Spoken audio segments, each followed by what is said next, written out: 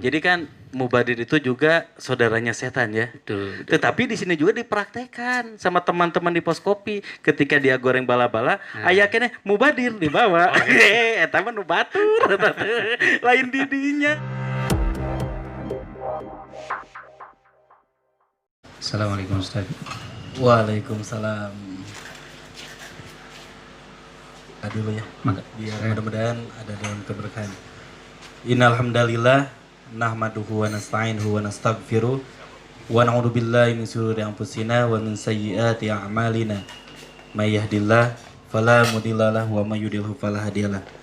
Asyhadu an la ilaha illallah wahdahu la syarikalah wa asyhadu anna Muhammadan abduhu wa rasuluh.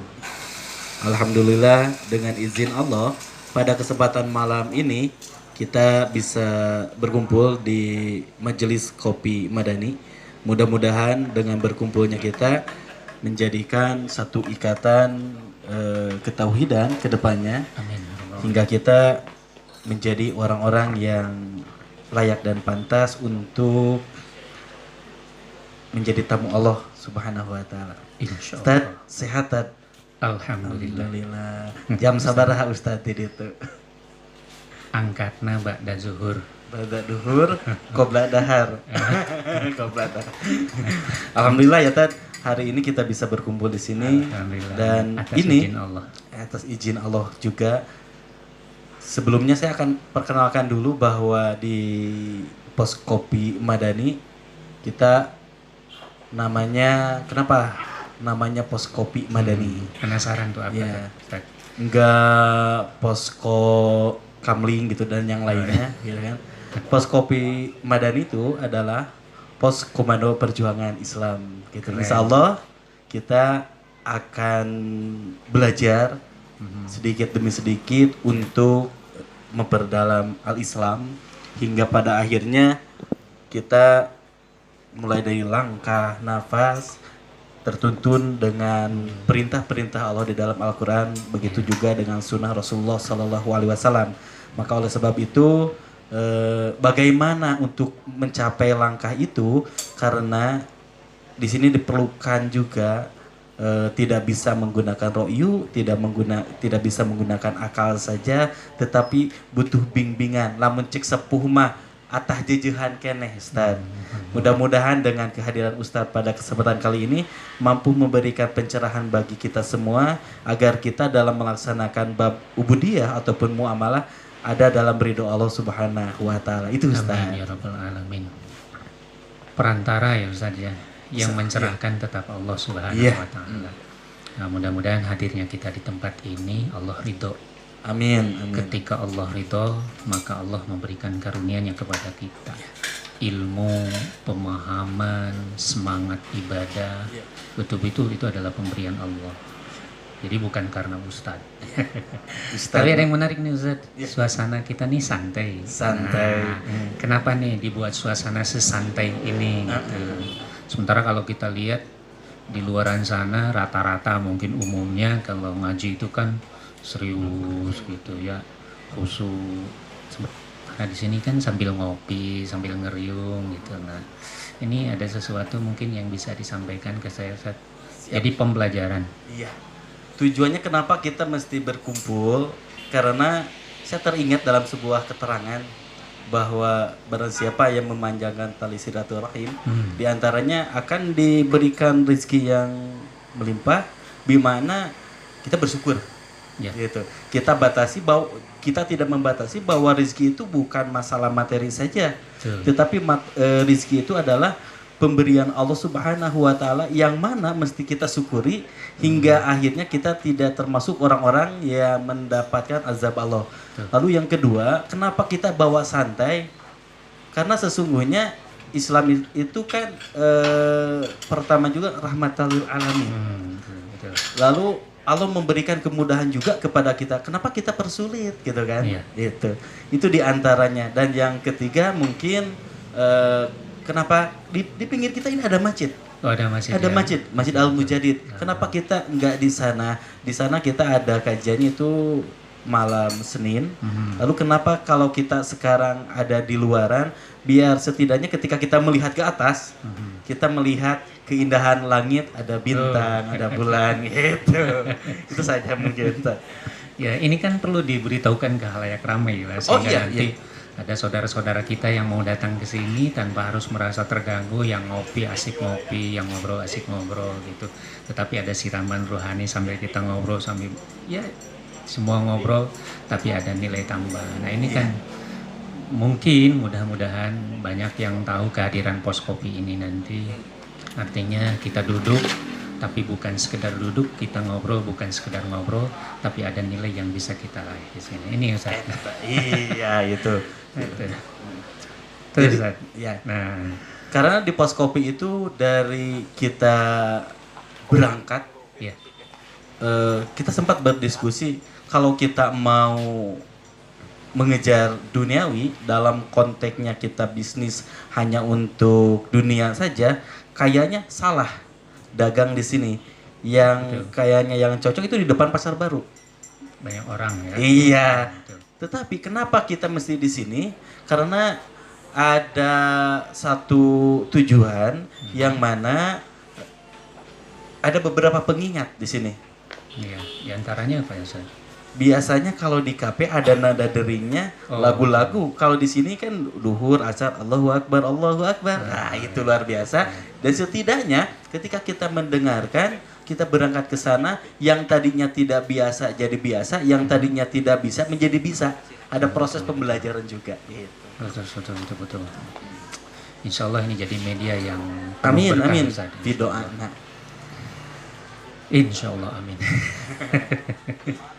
Nah, ngomong-ngomong apa nih yang akan kita kupas pada kesempatan ini Ustaz? Oh iya. Yang di kemarin tuh kita ada beberapa pertanyaan, sedikit Iya, pertanyaan tuh gini. Eh, ketika kita mau melaksanakan ibadah ubudiyah, tentunya kita mesti bersuci. Betul. Terus sempat kita mendengar juga bahwa hewan di lautan itu suci gitu kan, tidak haram. Terus ada pendapat dari teman kita, berarti lamun anak Pak RW dicemplungkan di laut jadi halal gitu kan. Itu jadi pertanyaan. Maka kita tidak butuh apa maksudnya teh, kita mau mengetahui kenapa hewan yang ada di lautan itu ketika bangkainya itu halal. Terus kenapa anak Pak RW yang dibawa ke lautan itu ketika dimasukkan ke lautan itu jadi nggak halal gitu kan? Betul. Itu memerlukan satu kajian juga untuk kita, pencerahan untuk apa? Kita tuturut muning tat. Betul. Gitu. Tuturut muning. Sepupu muni. Sebenarnya, gitu. Dari bab toharoh tat, Iya, biar iya, kita bisa bersuci. Ketika kan ntar ada beberapa hal ketika bersucinya mau melaksanakan sholat, atau juga kita ketika suami istri, bagaimana sih takarannya ketika kita suami istri mandinya bagaimana gitu kan? Karena ada anggapan air mandi besar teh sadrem gitu kan? Itu kan jadi pertanyaan juga. Mudah-mudahan bisa digali lebih dalam lagi untuk pencerahan bagi kami semua.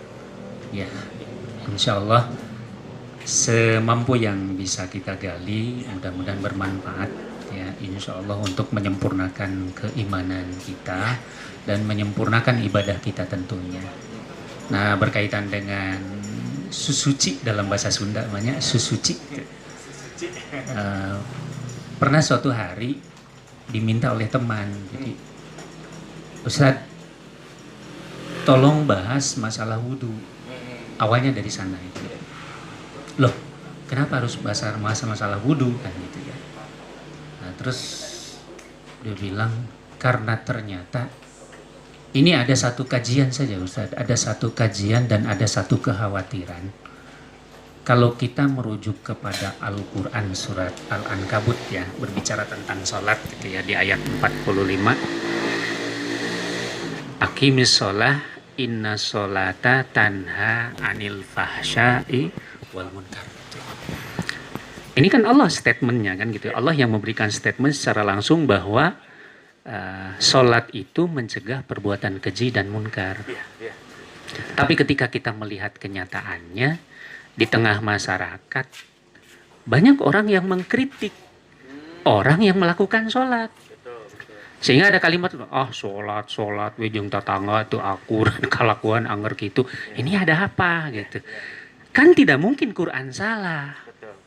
Tidak mungkin Allah salah. Tidak mungkin statement Allah itu keliru. Tapi yang harus kita gali, yang harus kita periksa adalah diri kita sendiri. Nah ini.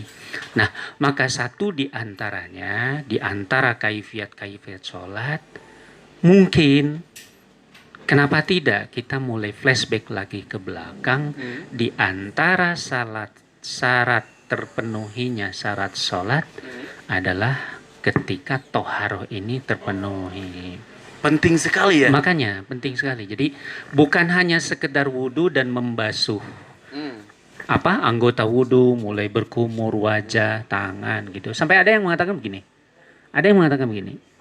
Ustaz, kalau berwudu dengan air itu logis membersihkan anggota badan kita. Tapi kalau tayamum, Iya. coba dari sisi mana kita membersihkannya? Ini menggelitik pikiran kita.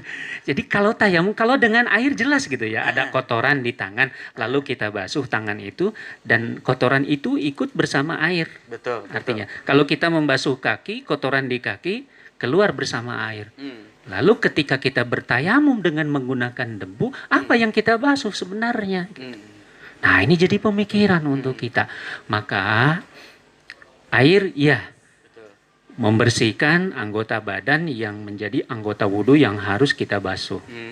Tetapi apakah hanya itu? Nah ini pemikirnya Ustadz seperti itu. Ya, sehingga perlu kita mengkaji lebih dalam makna toharoh gitu ya. Makna toharoh itu sebenarnya apa? Akhirnya dikumpulkan dari beberapa buku, dari beberapa pendapat, pemikiran para ulama yang mudah-mudahan ini menjadi perhatian kita gitu. Ada kalimat yang begini. Ya, Nabi SAW dalam riwayat At-Tirmidzi beliau mengatakan miftahul jannah as-sholat. Lalu wa miftahus sholat al-wudu. Surga dibuka dengan sholat. Tetapi sholat itu harus diawali dengan apa? Wudu. Maka jangan berpikir dulu surga, jangan dulu berpikir sholat, tapi justru kita harus berpikir tentang wudu kita. Artinya apa? Insya Allah kita sudah pada bisa wudu kangnya. Tapi yang jadi permasalahan, sudah betulkah wudu kita? Bagaimana cara kita berwudu? Kenapa? Karena berbicara tentang toharo itu berbicara tentang kebersihan. Dan ketika berbicara tentang kebersihan di sini, ada satu yang menarik. Abu Bakar Jabir Al-Jarai, dia mengatakan dua titiknya.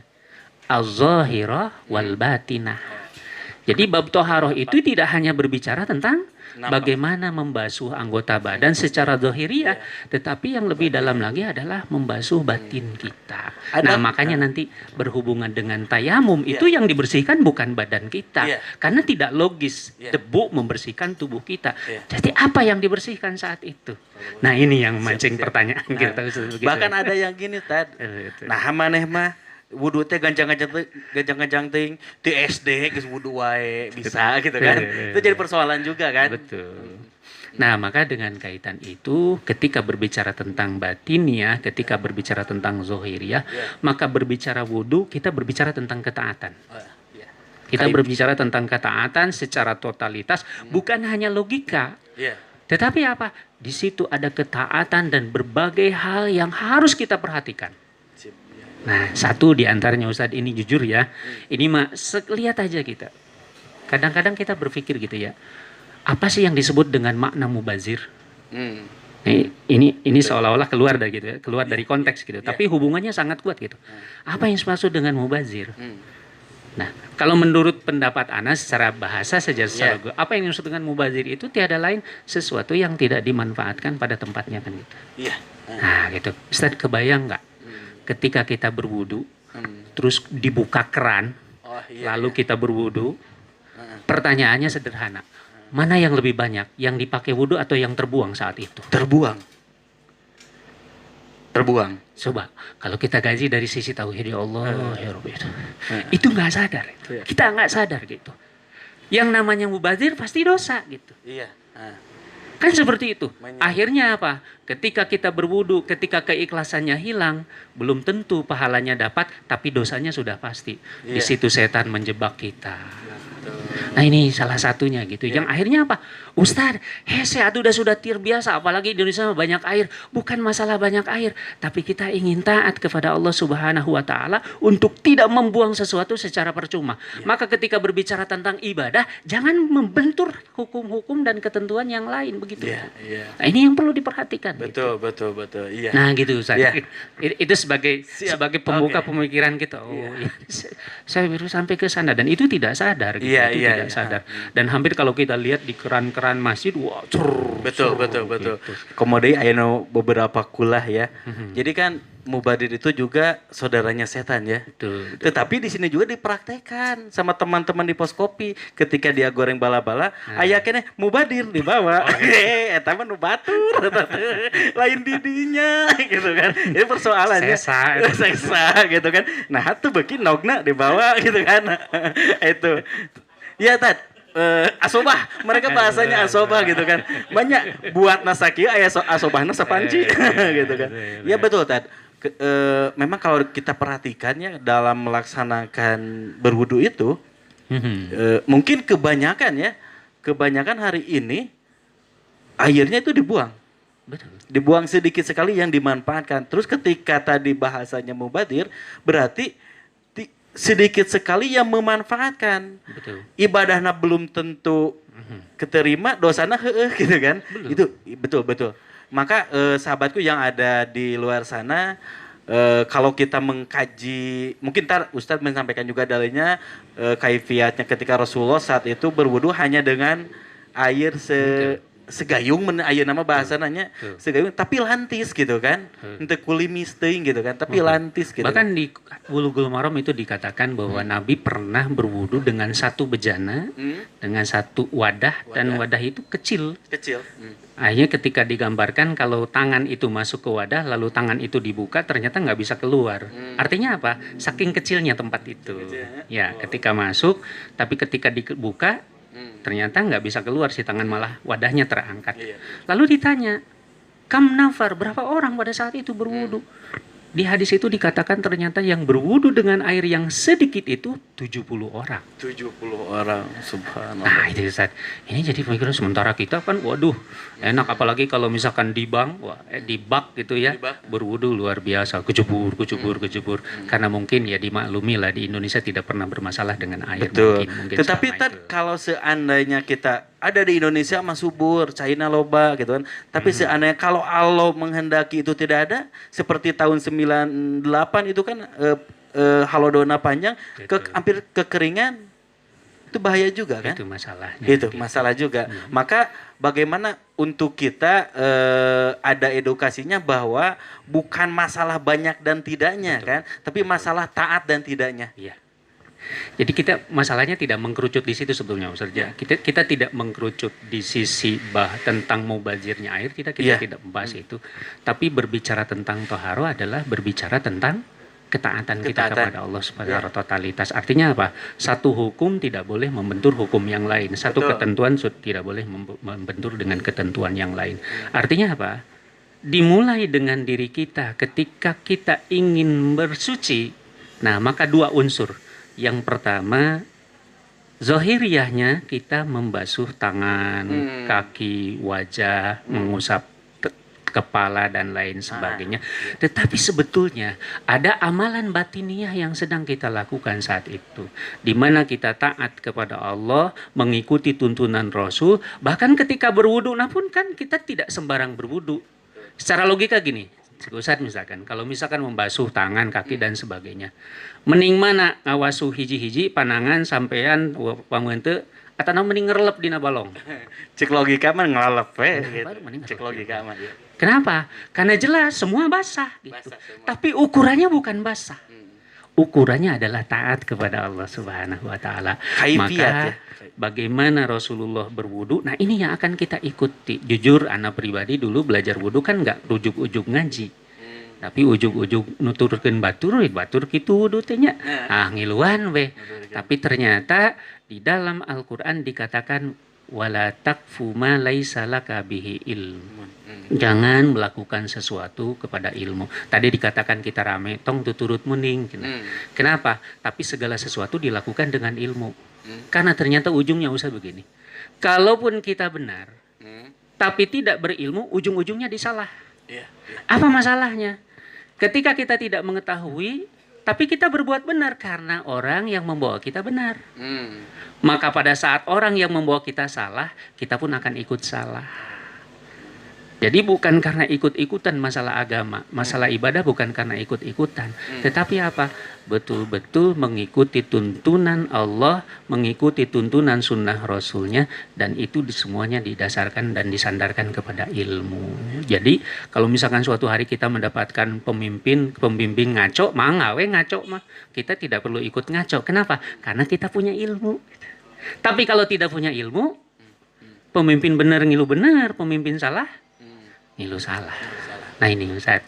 Jadi kaitannya ke sana gitu. Jadi kita teh dengan ilmu gitu bukan hanya sekadar batur teh kitu nurutan, batur teh kitu nurutan, tapi dengan pemahaman gitu. Itu Ustaz. Siap.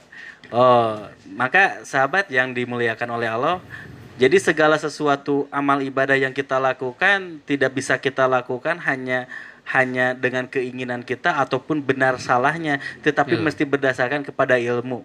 Maka dengan ilmu, di dalam Mutiara Hikmah, al ilmu nurun wal zahlu dorun. Ilmu itu cahaya, bodoh itu bahaya. Maka persenjatailah diri kita itu dengan ilmu yang mana kita tidak akan menjadi orang-orang yang asobiah. Betul. Tetapi kita bisa berjamaah. Ya, itu Ustaz ya. Nah, kita lanjutkan. Ini ajak kajian kita. Jadi, kenapa sholat? Karena kita tahu bahwa penghulu dari amal seorang muslim itu adalah sholat gitu. Sampai Nabi katakan di dalam riwayat Imam Ahmad, ida sholahat amalukullu, ida fasadat amalukullu. Jadi ketika benar sholatnya, maka akan benar amalnya yang lain. Jadi ketika salah sholatnya, rusak sholatnya, maka akan rusak juga amal-amal yang lain. Nah, berbicara sholat, maka tidak akan terlepas dari toharoh. Betul. Ya, sehingga Nabi Shallallahu Alaihi Wasallam katakan miftahus sholat toharoh. Kuncinya sholat adalah toharoh. Ya, munasabahnya kata miftah adalah bada'a, kan begitu ya. Pembuka itu adalah yang memulai. Maka bada'as sholat at-toharoh gitu. Jadi ini maka gitu. Sehingga ada kekhawatiran. Gara-gara toharohnya tidak benar, gara-gara wudunya tidak sempurna, maka pantas sholatnya tidak begitu berpengaruh kepada jiwanya. Sementara Allah katakan, inna sholata tanha anil fahsya'i wal munkar. Allah katakan bahwa sholat itu mencegah perbuatan keji dan munkar, mutlak. Jadi kalau kita misalkan belum bisa meraih sampai nikmat dari sholat itu bisa kita rasakan, berarti bukan ayat yang salah, tapi ada sesuatu yang harus kita periksa dalam diri kita gitu. Khawatir Ustaz itu ya, khawatir sekali. Ulah cek paripos mah hanas capek gawe teka pake. Nah itu hanas teka pake, capek gawe teka pake, seperti itu. Jadi capek nama atau sekaraos gitu, tapi tidak memberikan hikmah yang besar di dalam diri kita. Nah karena itu berbicara tentang toharoh ini kajiannya menjadi semakin dalam dan beberapa pandangan para ulama berbicara tentang ini luar biasa, sangat mendalam sekali. Jadi intinya adalah zahiriyah batiniyah gitu ya. Zahiriyah batiniyah. Apa zahirnya? Nah, batiniyahnya seperti apa? Jadi kalau di dalam riwayat Imam Malik justru ada yang menarik. Kata Imam Malik begini. Jadi pada saat membasuh wajah maka rontoklah semua dosa yang ada di wajah bersama air itu. Ketika kita membasuh tangan maka rontoklah semua dosa yang dikerjakan oleh tangan bersama air itu. Ketika kita membasuh kaki maka rontoklah semua dosa yang dilakukan oleh kaki bersama air itu mengalir. Ini subhanallah kajiannya sangat mendalam sekali. Maka ketika kita berwudu, paling tidak ketika kita berwudu, betul-betul wudu itu apik gitu ya, kita pakai gitu ya. Ya maaf, karena kita tadi kan banyaknya tuturut muning wudu tehnya akhirnya ya, nah we nu katinggal gitu, wudu teh. Aya wudu teh kan ngawasuh pangambungnya gitu. Padahal baru yang kita tahu bahwa tidak ada hadis yang mengatakan bahwa ada membasuh hidung. Yang ada adalah istinsak, istinsar. Yang ada adalah menghirup air namanya istinsak, dan yang kedua menyemburkan air dari hidung namanya istinsar gitu. Kalau kita kaji dari sisi kesehatan luar biasa. Tapi ternyata di tengah masyarakat kita menemukan bukan istinsak dan istinsar, tapi noelan pangamu. Mual hoyong mancung gitu Tat. Noelan pangamu. Apa ini yang salah gitu? Bukan, masalahnya adalah tadi tuturut muning Ustaz. Kemarin paling bahaya mah keur wudu pangambung batu dipencetan ke orang. Itu bahayanya. Itu ya. Nah, ini yang perlu kita pahami gitu. Maka kita akan menjadinya secara keilmuan, mudah-mudahan ini menjadi nilai yang betul, menambah kualitas ibadah kita. Nah, ada lagi yang menarik ini. Abdul Rahman Al-Bassam di dalam ini, kebetulan kitabnya saya bawa di dalam Taudihul Ahkam, itu mengatakan bahwa toharoh itu dua, Ustaz. Ya, toharoh itu dua. Beliau mengatakan at-toharotu yang pertama nazofah. Kata beliau nazofah. Apa nazofah itu? Membersihkan secara fisik. Ya, secara fisik. Jadi tubuh kita diwasuh dan lain sebagainya, ada kotoran kita hilangkan dengan dibasuh dengan air. Terus yang kedua, wan nazahah. Jadi tadi mah nazofah, yang kedua mah nazahah. Apa? Menjauh. Nah, ini mah membasuh, yang ini mah menjauh. Berarti lebih kepada menjaga, merawat, jangan sampai. Itu kan artinya ya, menjauhi sesuatu yang dosa, menjauhi sesuatu yang kotor. Kalau nadopah membersihkan sesuatu yang kotor dan membersihkan sesuatu yang bersifat dosa. Nah, kata beliau, apa sih yang dibersihkan dan apa yang dijauhi? Ya, kata Abdul Rahman Al-Bassam, dia mengatakan anil akdaril hissiyah wal ma'nawiyah. Jadi, apa? Satu yang terjangkau oleh indera, dan yang kedua yang tidak terjangkau oleh indera. Ah, gitu. Jadi ini ngajak kita berpikir lagi gitu ya. Apa yang terjangkau oleh indera? Ya jelas. Ya, ketika kita melihat najis yang tampak mungkin di baju kita bersihkan, itu kan terlihat secara indrawi. Ketika kita membasuh anggota-anggota wudu, itu terlihat secara indrawi. Tetapi ada yang menariknya kata beliau, yaitu apa? Maknawiyah. Nah, ini sesuatu yang tersembunyi, yang tidak tampak secara kasat mata, berarti apa? Al-batinah yang dibantu. Jadi pada saat kita berwudu, apa yang kita basuh bukan sekedar anggota wudu, tapi pada saat itu kita sedang membasuh, kita sedang membersihkan jiwa dan hati serta pikiran kita, Ustaz, seperti itu. Nah, ini yang perlu kita pahami. Maka ketika kita berwudu, mudah-mudahan kita bisa lebih apik lagi, kita bisa lebih tertib lagi, dan kita memperhatikan patokan serta tuntunan serta ketentuan yang sudah ditetapkan oleh Allah dan Rasulnya. Itu saja. Nah, itu. Okay. Maka kaifiatnya kembali ke gitu. Dalil kan, kita tinggal menggali dalilnya seperti apa, bagaimana Nabi wudu, bagaimana Nabi bersuci, ya tinggal kita mengikutinya tanpa harus dikurangi dan dilebihi. Seperti itu, Ustaz. Ya. Ini patokannya yang saya katakan seperti itu, patokannya. Nah, mudah-mudahan dengan demikian wudu kita menjadi semakin baik. Jangankan dari sholatnya, dari wudunya pun sudah berpengaruh kepada jiwa kita. Ini belum sholat ya? Belum. Wudunya pun sudah berpengaruh kepada jiwa. Itu. Nah, sehingga ketika sholat itu betul-betul pas ketika dia bersuci, lahir batin dia bersihkan. Zohirnya semua anggota wudu dibasuh, batin, jiwa, pikiran dibersihkan. Maka ketika sholat, kebayang nggak Ustaz? Apa yang ada dalam pikiran kita? Itu sudah hilang semua beban itu. Ya, saya belajar dari seorang mantan preman tentang hal ini ya. Ini menarik sekali, dan ini nasihat yang membuka pemikiran saya saat itu. Ternyata ketika kita belajar, kita harus belajar dari siapapun. Jadi dia bilang pada saat itu, Firman katanya, Kalau saya mau sholat, saya sudah sholat. Allahu Akbar. Ya Allah, semua masalah saya tunda. Semua problema kehidupan saya tunda. Saya tidak ingin terganggu untuk menghadap kepadamu. Kan orang malain gitu, zatnya Allahu Akbar. Masalah muncul. Tinggali kabeh gitu. Itu iya. Iya. Apa yang tidak ada pada saat kita sholat? Hudurul qalbi. Ini yang tidak hadir. Pada saat kita sholat adalah tidak hadirnya hati kita pada saat sholat. Padahal dalam doa kita membaca wajah tuh, aku bertawajuh kepadamu ya Allah, menghadapkan seluruh jiwa dan ragaku kepadamu. Tapi bohong karena hati kita nggak ikut di situ. Sehingga mana? Kadieu. Akhirnya naon? Sholat itu tidak berpengaruh kepada diri. Sholat itu tidak menjadi nasihat buat diri. Yang akhirnya apa? Sholat mah sholat, maksiat mah Jalan. anggar kata suri itu kan. STMJ ya. Sholat terus maksiat jalan. Betul. Saya kaget membaca sebuah buku, takaran untuk kehusuan itu menjadi takaran berapa banyak kita mendapatkan pahala. Jadi kalau kita husu hanya 10% misalkan, Allahu Akbar pas sujudna husu, nu sanesna teu husu, tah kenging pahalana teh pas sujudna we unggul cenah kitu. Gugur kewajiban.